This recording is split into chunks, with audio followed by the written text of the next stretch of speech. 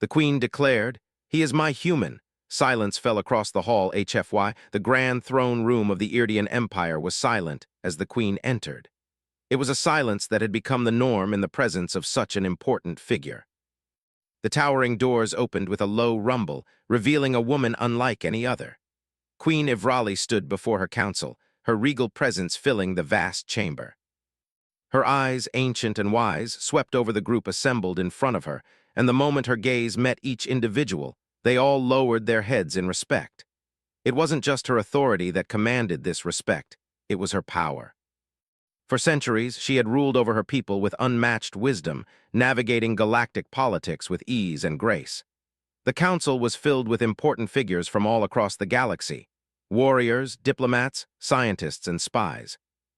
Each had their own agenda, their own ambitions, but all knew the unspoken truth.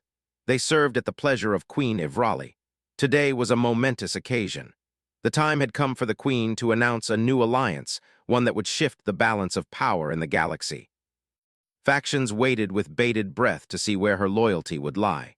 They expected an alliance with a powerful empire or a military race, a faction that would bolster the Queen's already fearsome position.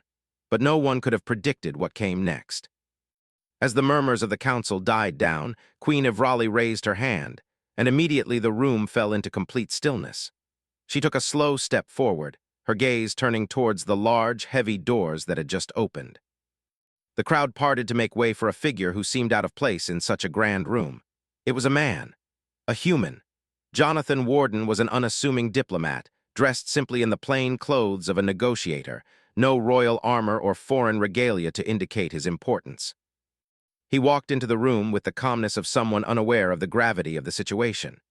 His shoes clicked softly on the marble floor, and his deep brown eyes looked around, taking in the alien council members seated before him. He had been called here as a last-minute addition, an emissary who had no idea that his life was about to change forever.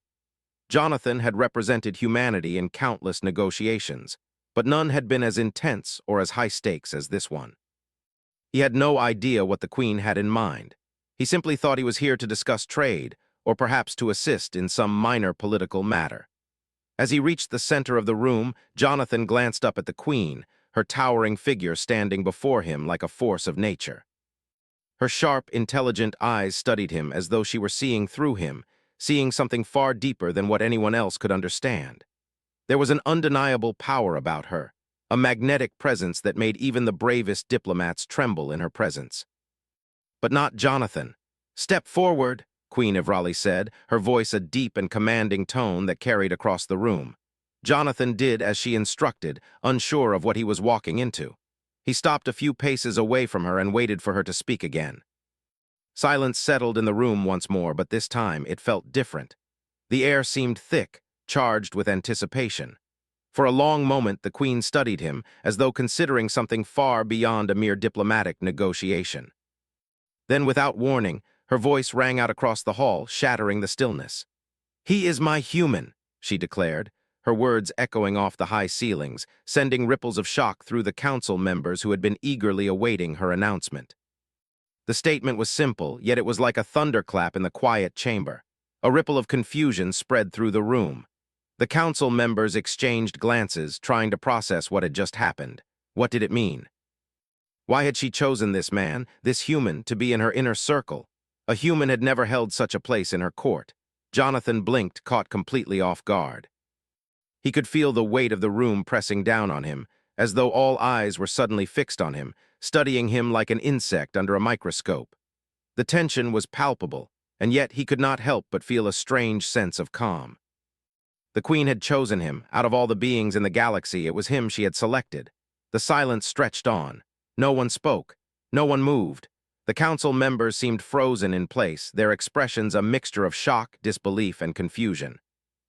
Jonathan shifted uneasily under the pressure, but he didn't say a word. He didn't know how to respond. The Queen's declaration had left him speechless. Queen Ivrali's piercing gaze remained locked on Jonathan, as though she were waiting for him to make the first move. Jonathan finally took a step forward, his mind racing as he tried to make sense of what had just happened. But before he could speak, the Queen raised a hand, signaling for the room to remain quiet. I have seen something in him, she continued, her voice calm but laced with an undeniable authority. Something that none of you have yet to understand. He is not just a human. He will be my protector, my advisor, my confidant. His future is now entwined with mine, and with that, the future of this empire. The Queen's words sent another wave of disbelief through the room. How could this human, this outsider, possibly have the strength to stand by her side? He was nothing more than a simple diplomat, a representative from a species considered to be weak and insignificant by most of the galaxy's powerful races. And yet, in that moment, the Queen had made him her chosen. Jonathan's heart raced as the weight of her words sank in. What did this mean for him? Was he truly ready to accept such a responsibility? He had come to this planet expecting nothing more than to discuss trade, but now his life had been irrevocably changed. The Queen had chosen him, whether he was ready for it or not. The council members exchanged hurried whispers, their disbelief turning into unease. They knew that the Queen's decisions were rarely questioned, but this was different. There were many factions in the galaxy who would not take kindly to this new human alliance. How would they respond? What did this mean for the balance of power in the galaxy? Jonathan stood there, unsure of what was expected of him. He looked back up at the Queen, who was still regarding him with the same intensity. It was clear that she had a vision, one that involved him. Whether he liked it or not, Jonathan Warden had just become an integral part of a much larger game. The path ahead was uncertain, but there was one thing he knew for sure. The galaxy would never look at humanity the same way again.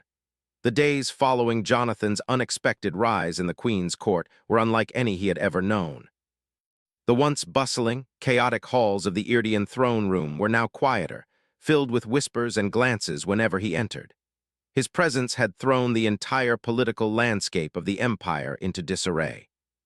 It was hard for anyone to understand why the Queen, who had spent centuries building her empire, would choose a human diplomat over the countless powerful beings that had long sought her favor. Jonathan could feel the eyes on him every time he entered a room. The council members, who had once been cordial, now viewed him with suspicion and resentment. They would no longer treat him as an equal. He wasn't just a representative of humanity now, he was something far more dangerous, a symbol of change. In the early days, Jonathan spent much of his time in isolation, learning about the court and the complex web of politics that surrounded him. The Queen had ordered that he be given a room in the royal palace, one with a view of the city below, where the stars shone brightly every night. His quarters were grand, though far more modest than the lavish rooms of the other council members. Despite the grandeur, it was easy to feel small in a place so ancient and full of power. He had no idea what to expect from this new role that had been thrust upon him. The Queen had made it clear that she had a vision for him, one that involved not just diplomatic skills, but also physical prowess. He was expected to be her protector and confidant, though he had no idea how to protect a queen with so much power. The days turned into weeks, and Jonathan found himself struggling to adjust. The Iridian palace was not like Earth, nor like any place he had ever visited. There were strange customs to learn, peculiar languages to understand, and a complex hierarchy of beings that made human politics seem simple in comparison. Every encounter felt like a test, and Jonathan was often left wondering if he would fail. One afternoon, after a particularly difficult meeting with the council, Jonathan found himself wandering the palace halls, deep in thought. The faces of the council members still haunted him. There was no warmth in their eyes, only cold, calculating stares. He had been accepted into the palace by the Queen, but that didn't mean he was accepted by her people. The question lingered in his mind. Why had the Queen chosen him? What had she seen in him that others had missed? As Jonathan wandered through the palace, he came to a quiet courtyard, the walls lined with vines and flowers that he had never seen before. It was peaceful here, far from the tension of the council chambers. He took a deep breath, the cool air calming his nerves. He wasn't sure why he had come here, but it felt like the right place to think. He sat on a stone bench, looking up at the stars as they twinkled above. In that moment, he could almost forget that he was in a foreign land, far from his home on Earth. He could almost forget that his life had been turned upside down, but the reality of his situation hit him hard. He wasn't just a diplomat anymore. He was something more, a figurehead, a pawn, or maybe something greater. The sound of footsteps interrupted his thoughts. He turned to see a woman approaching, one he recognized instantly. It was the Queen herself, walking toward him with the same regal elegance that always seemed to command attention. Her presence was overwhelming, and for a moment, Jonathan felt as though he were being drawn into her orbit, unable to escape. She didn't say anything at first. Instead, she stood beside him, gazing at the stars above. Jonathan, unsure of what to say, remained silent, unsure of how to behave. The Queen was an enigma to him. Her every action seemed deliberate, her every word measured. Finally, she spoke. "You are troubled," she said, her voice soft but firm. "I see it in your eyes. You are questioning why I chose you." Jonathan hesitated before nodding. "I don't understand it, Your Majesty. I'm just a human diplomat. I've represented my people in small negotiations, but nothing like this. I don't have the strength or the wisdom to be your protector. I've spent my whole life talking to people, not fighting battles or winning wars." The Queen turned to face him fully, her eyes locking onto his. "You misunderstand, Jonathan. I did not choose you because of your strength or your fighting ability. I chose you because of your mind, because of your heart. The galaxy is full of those who can fight, those who can conquer, but very few are capable of seeing the bigger picture. Very few can look beyond themselves and understand the importance of unity, of diplomacy. You are one of those few." Jonathan felt a weight settle on his chest as her words sank in. He had never seen himself as anything special. He was just an ordinary man from Earth, caught in a situation far beyond his comprehension. But the Queen was right about one thing. He did believe in unity, in the power of dialogue. He had always believed that understanding, not violence, was the way forward. "I want to learn," he said quietly, his voice barely a whisper. "I want to understand what I'm supposed to do here. I want to help." The Queen nodded, a faint smile playing at the corner of her lips. "Then you must begin by trusting in yourself, Jonathan. You have already proven your worth by being here. The rest will come with time." Jonathan looked at her, seeing her in a new light. She wasn't just a ruler, she was a leader with a vision. A leader who had chosen him, not because he was the best fighter or the most powerful, but because she believed in something deeper. A belief that even a human, someone from a species so young and untested, could contribute to the greater good of the galaxy. Over the next few days, Jonathan began to adjust to his new role. He spent time with the Queen, learning more about her plans for the future. He studied the intricacies of galactic politics and the delicate balance of power that held the galaxy together. It was a steep learning curve, but he was determined to rise to the challenge. The Queen had made it clear that she expected him to be more than just a diplomat. She wanted him to be her partner, her equal, someone she could rely on not only for advice but for protection. It was a heavy responsibility, one that Jonathan wasn't sure he was ready for, but every time he doubted himself, he would remember the Queen's words, "You are my human," and somehow that declaration gave him strength. But even as he learned and adapted to his new position, the tension within the palace grew. The council members were not blind to the Queen's favor toward Jonathan. They were becoming increasingly vocal in their discontent. Some questioned the Queen's judgment, while others seemed to resent the human's presence altogether. But none dared speak out too loudly, not with the Queen's protection still firmly behind him. Still, Jonathan could feel the undercurrents of unrest in every conversation, every meeting. He couldn't help but wonder. If this was what it meant to be the Queen's chosen, was he prepared to face the consequences? The days that followed Jonathan's deeper integration into the Queen's court were filled with constant challenges and learning.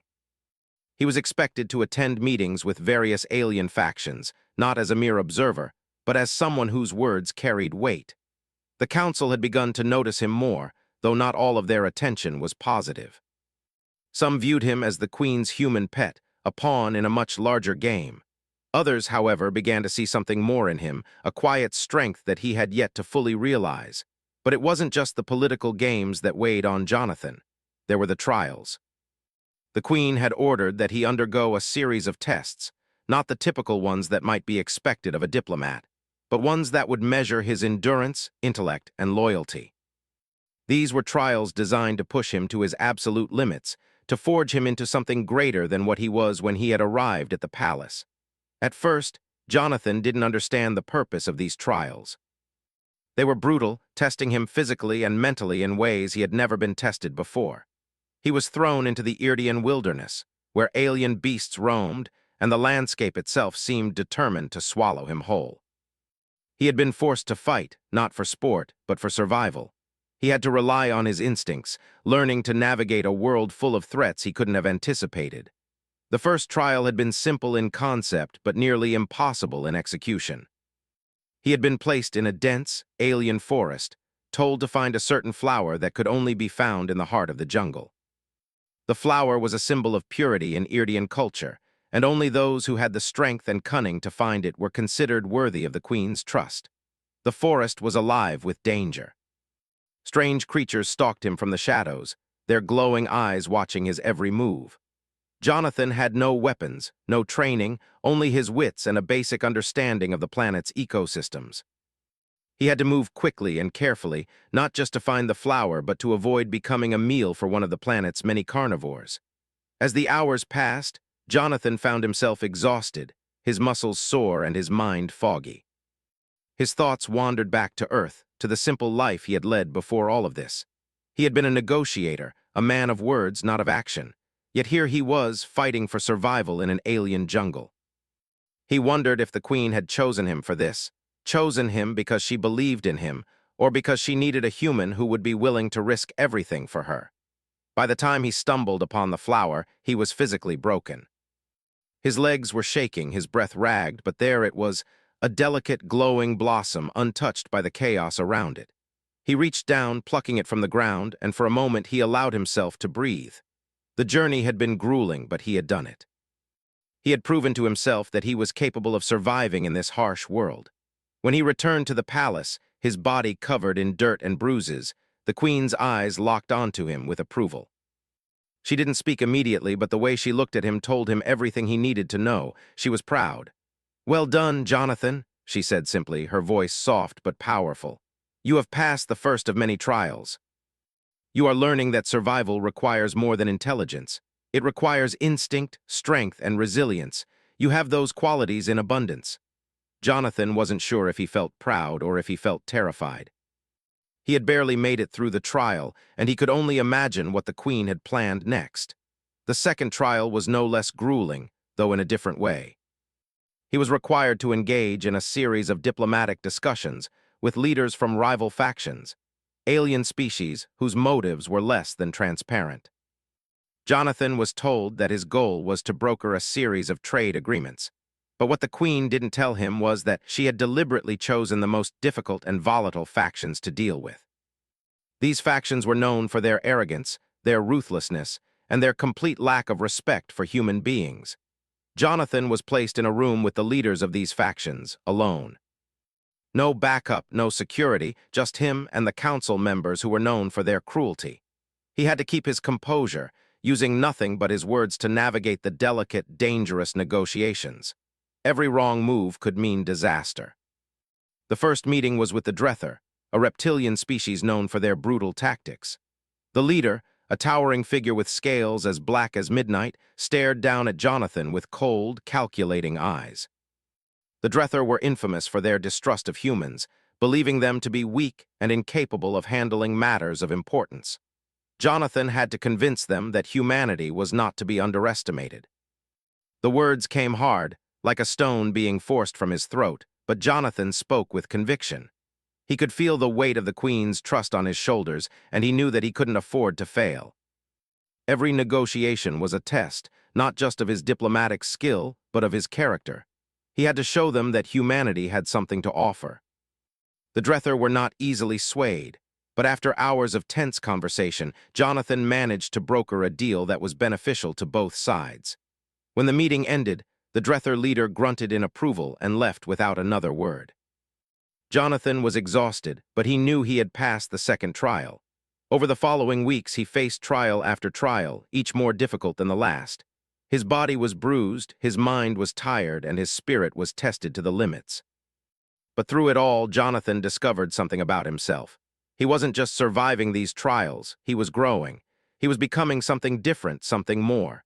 The Queen had seen something in him, and as he pushed through each test, he began to see it too. But it wasn't just the trials that were changing Jonathan. The more time he spent in the Queen's court, the more he learned about the complex political landscape of the Irdian Empire. The Queen was not just a ruler, She was a strategist, a master of intrigue and diplomacy. Every word she spoke carried weight, every action calculated. She had been in power for centuries, and there was no one who could challenge her position, except for those within her own court. Jonathan began to realize that the greatest threat to the Queen's rule wasn't from the outside world, it was from within. There were factions within the palace that were growing restless. They had seen Jonathan's rise to power, and many of them were not pleased. Some believed that the Queen had made a mistake in elevating a human to such a position. Others, more cynical, saw Jonathan as a tool to be used for their own agendas. As Jonathan navigated the trials, he couldn't help but feel the weight of the growing unrest around him. He was being watched at all times, his every move scrutinized by those who would prefer to see him fail. The palace was a place of shadows, where allegiances shifted like the tides, and trust was as fleeting as a whisper. Still, Jonathan remained focused on his ultimate goal, to prove himself worthy of the Queen's trust, to be the partner she had envisioned. But with every trial, every challenge, the stakes grew higher. He was no longer just a man from Earth. He was a symbol, a representative of humanity, and the future of the galaxy could very well depend on his ability to navigate the dangerous waters of the Iridian court. In the end, Jonathan realized that the trials weren't just about proving his worth, they were about discovering his true purpose. He wasn't just the Queen's human, he was someone who could change the fate of the galaxy itself. The weight of Jonathan's new life continued to grow heavier as the days passed. His role in the Queen's court, his involvement in the trials, and the political intrigues surrounding him were far more complex than anything he had ever imagined. Every step he took seemed to lead him deeper into a web of uncertainty and danger. The pressure was becoming unbearable, yet, despite the growing challenges, he couldn't turn away. The Queen had placed her trust in him, and he couldn't betray that trust now. One evening, as he sat alone in his quarters, staring out at the endless expanse of stars that stretched across the sky, Jonathan's thoughts were interrupted by a soft knock on the door. He stood up, his heart racing, unsure of who would come to visit him at this hour. When he opened the door, he was surprised to see the Queen herself standing before him, her expression unreadable. "Your Majesty," Jonathan said, stepping aside to allow her in. "What brings you here?" "I need to speak with you, Jonathan," she said, her voice calm but with an edge that suggested something important was about to unfold. She walked into the room, her presence filling the space as she moved. She gestured for him to sit, and he did, his mind already racing with questions. There had been rumors swirling around the palace for weeks now, rumors that something dark was brewing within the court. Jonathan had heard whispers about factions plotting against the Queen, and he had seen the growing tension in the eyes of many of the council members. The political landscape was shifting, and no one knew who could be trusted. Jonathan had always prided himself on his ability to read people, but this situation was different. The stakes were higher now, and the game was more dangerous than ever before. "I have been informed of a plot against my throne," the Queen said, her voice low. "There are those in my own court who believe that I have made a mistake in choosing you. They see you as a threat to their power, a human who is unfit to stand by my side. They are whispering about ways to remove you from the palace, to destroy the trust that has been built between us." Jonathan's heart sank at her words. He had known that there were factions within the court who resented his position, but hearing it so plainly from the Queen herself made the threat feel all too real. He had tried to stay out of the politics of the palace, to keep his focus on the trials and the Queen's vision for humanity, but now it seemed impossible to avoid the growing storm around him. "What can we do?" Jonathan asked, his voice tight. He had always been a negotiator, but this was no negotiation. This was something far more dangerous. "How do we stop this?" The Queen's eyes locked onto his, and for the first time, Jonathan saw a flicker of vulnerability in her gaze. She was not the untouchable monarch she appeared to be. She was a ruler under siege, fighting to hold onto everything she had built. "I have been patient with my enemies," she said softly, "but there comes a time when patience no longer works. I must act, and I need you by my side when I do." Jonathan nodded, his heart pounding. The gravity of the situation had finally sunk in. The Queen was preparing to make a move, and he would be the one at her side. This was no longer about diplomacy or trials. This was about survival. Over the next few days, the Queen began to take action. She called upon her most trusted advisors, those who remained loyal to her despite the growing unrest. Jonathan found himself in secret meetings with them, learning more about the palace's inner workings than he had ever expected. He was no longer just an observer. He was an active participant in the dangerous game of politics that surrounded the throne. The queen's enemies were not only within the palace. There were factions beyond the palace walls, two rivals who saw the queen's rule as a threat to their own power. These factions were growing bolder, their plots more open. Jonathan began to realize just how far the web of betrayal stretched, how deep the corruption ran. It wasn't just about removing him from the queen's side. It was about toppling her entire reign. Jonathan's role in the queen's plans became clearer with each passing day. He was not just her protector, he was her partner in this fight. His human perspective, his understanding of diplomacy and negotiation, was something no one else in the queen's court could offer. He had a unique vantage point, one that might just be the key to unraveling the conspiracy that threatened to destroy everything. The first step in the queen's plan was to expose the traitors in her court. Jonathan had to gather information, track down those who were working against her, and ensure they couldn't act without being discovered. It was dangerous work, and Jonathan had to be careful. One wrong move, one misstep, and he would be seen as a traitor himself. Late one night, after a particularly tense meeting, Jonathan received a message from one of the queen's most trusted informants. The traitors were meeting in secret. It was time to act. Jonathan gathered his things and set off for the location provided in the message, his heart racing. This was the moment that could change everything. The meeting place was hidden deep within the palace, in an area that was rarely used. Jonathan moved cautiously through the dark corridors, his footsteps silent on the cold stone floors. As he reached the door, he paused, listening. He could hear voices from within, low, urgent whispers. He didn't know who was inside, but he knew this was it. With a deep breath, Jonathan pushed open the door. The room was dimly lit, and the figures gathered around the table froze when they saw him. There were 5 of them, high-ranking members of the court, their faces masked with shock and fear. They hadn't expected Jonathan to find them. "What is this?" Jonathan demanded, his voice steady but filled with authority. "What are you planning?" The room remained silent, the traitors unwilling to speak. Jonathan took a step forward, his eyes scanning each of them in turn. He could feel the weight of the moment. If he failed here, if he didn't act quickly enough, the queen's reign could come crashing down. "You don't have the power to stop us, human," one of the traitors sneered. "You are nothing, a pawn in a game you don't even understand." Jonathan's jaw tightened, but he stood his ground. "I understand enough," he said coldly, "and I know exactly what you're planning. You're not going to get away with this." The traitors seemed to hesitate, perhaps realizing that they had underestimated him. Jonathan had been the outsider, the diplomat, the one they thought would be easy to control. But now they were the ones who were vulnerable. Jonathan had the queen's trust, and that gave him power, power that they could no longer ignore. With a swift motion, he signaled for the queen's guards, who had been waiting just outside the door. The traitors were quickly apprehended, their plots exposed for all to see. Jonathan had done it. The first step had been taken. But as the traitors were led away, Jonathan couldn't shake the feeling that this was only the beginning.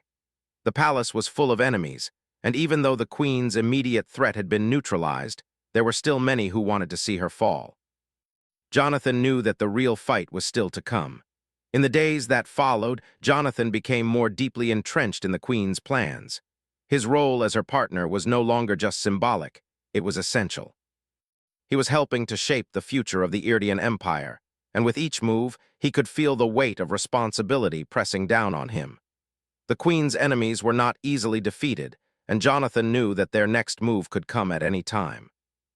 He had to stay vigilant, stay focused, and trust in the queen's vision. She had placed her faith in him, and now, more than ever, he had to prove that he was worthy of that trust. As he stood by her side, Jonathan realized something that had taken him all this time to understand. He wasn't just fighting for the queen or for the empire. He was fighting for humanity itself. He was fighting for a place in the galaxy, a place where humans could no longer be seen as weak, insignificant, or powerless. The future of the galaxy was at stake, and he would do whatever it took to ensure that humanity had a place in it. The palace was different now. The air felt thicker, filled with a sense of tension that had not been there before. The traitors had been exposed, But Jonathan knew that their defeat was only the beginning. The queen had been forced to act swiftly, and the loyalty of the court was now more uncertain than ever. The whispered conversations in the corridors, the suspicious glances exchanged across the room, Jonathan could feel them all. The palace was on the edge of something much bigger than anyone had anticipated. A storm was coming, and Jonathan knew that it would take more than just his skills as a negotiator to weather it. The queen had trusted him more than ever. Her confidence in him had grown since the betrayal had been uncovered, and with each passing day, Jonathan found himself standing at her side in more and more meetings, not just as a diplomat, but as a partner. He had become an integral part of her strategy, helping her plan their next moves and ensuring that her enemies were kept at bay. But the more time Jonathan spent in the queen's confidence, the more he realized that the challenges they faced were not just external. There was an enemy in their midst, an enemy more dangerous than any rival faction, one that had been growing in power for years. The court, once united under the queen's rule, was now fractured. Some still supported her, but many more were beginning to see Jonathan as a threat. His rise to power was not without consequence, and as much as the queen relied on him, there were those who believed that he was not meant to be there. His presence in the palace was a constant reminder of how fragile the queen's position really was. Jonathan spent sleepless nights in his quarters, his mind racing with thoughts of what had been uncovered and what was still left to find. The more he learned about the palace, the more he realized how many dark secrets it hid. The queen's enemies were everywhere, hiding in plain sight, their plots so well woven into the fabric of the court that they could strike at any moment. The weight of the responsibility he had taken on was suffocating. The stakes were higher than ever. One evening, Jonathan was called to a secret meeting with the queen. He had no idea what to expect, but he knew it would be significant. The queen's face was serious. Her eyes narrowed as she looked at him, as though she were seeing straight through him. She motioned for him to sit across from her, and he did, his heart racing with the anticipation of what she was about to say. "We cannot delay any longer," she said, her voice steady. "The time has come to take the fight to those who would seek to tear us down. The factions that oppose us are growing bolder. We cannot continue to wait for them to make the first move." Jonathan nodded, understanding the gravity of her words. "What do you want me to do?" he asked, his voice calm, though his mind was anything but. The queen leaned forward, her gaze unwavering. "I need you to lead. You are no longer just a diplomat. You have become something more, someone who understands the stakes, someone who knows how to fight for what matters. You will be the face of humanity in this battle." Jonathan felt a sense of awe at her words. He had never expected to be in such a position, but the queen's trust in him made him realize that this was his chance to prove not just his worth to her, but to humanity itself. It was a moment of clarity. He had never been meant to simply negotiate treaties and speak on behalf of Earth. He was here to change things, to fight for a place in the galaxy for his people, a place that had always been denied to them. "I understand," Jonathan said, though his heart was heavy with the knowledge of what was to come. He had always believed in diplomacy, in the power of words to resolve conflict. But now, it seemed, words alone would not be enough. The time had come for action. The queen's plan was bold and risky. She wanted to strike first, before her enemies could mobilize their forces.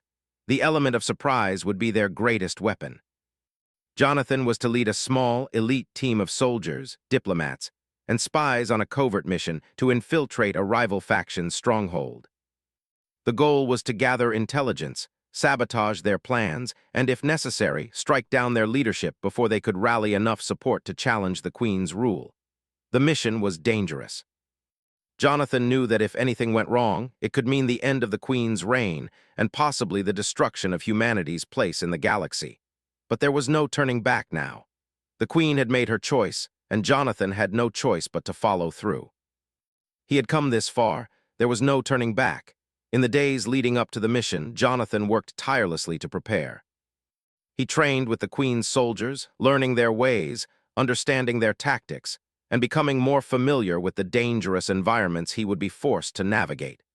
The queen had trusted him with this task, and he was determined not to let her down. He had come to realize that this was no longer just a mission for the queen. It was a mission for humanity, for his people, for their future in the galaxy. The day of the mission arrived, and Jonathan stood at the head of his team, ready to face whatever came their way. He had been given everything he needed to succeed: weaponry, supplies, and most importantly, the trust of the Queen herself. He wasn't alone in this. The team was skilled, each member chosen for their expertise and abilities. Together, they were stronger than they had ever been before.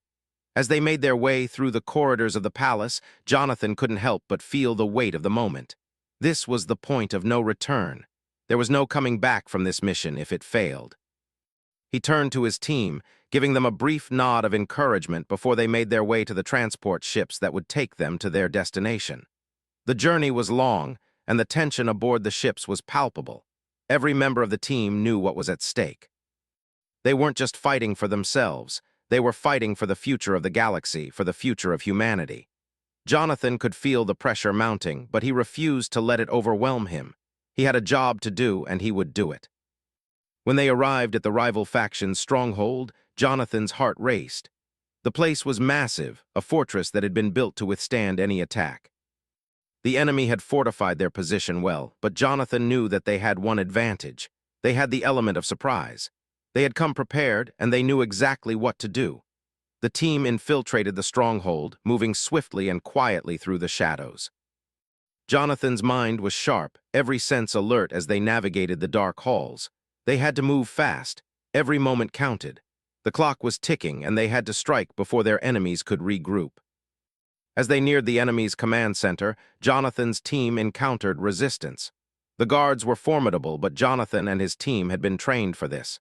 They fought with precision, each move calculated, each strike deadly. Jonathan felt a surge of adrenaline as they fought their way deeper into the heart of the stronghold. This was it. This was the moment when everything would change. Finally, they reached the command center, and the battle was over. The enemy was defeated, their plans foiled. The Queen's enemies had been dealt a crushing blow, and the power that had threatened to undo everything she had worked for was now in their hands. As they made their way back to the palace, Jonathan couldn't help but feel a sense of relief. The mission had been a success, but the work was far from over. The factions that opposed the Queen were not easily defeated. They would regroup, they would fight back. But Jonathan knew one thing for certain: humanity had proven that it was not to be underestimated. The Queen had seen something in him, and he had proven that she was right. The future of the galaxy was uncertain, but Jonathan knew that whatever came next, he would stand by the Queen's side, ready to face whatever challenges lay ahead. He had become more than just a diplomat, more than just the Queen's chosen. He had become the protector of a new future, one where humanity had a place among the stars. And for the first time since he had arrived, Jonathan finally felt that he had found his purpose.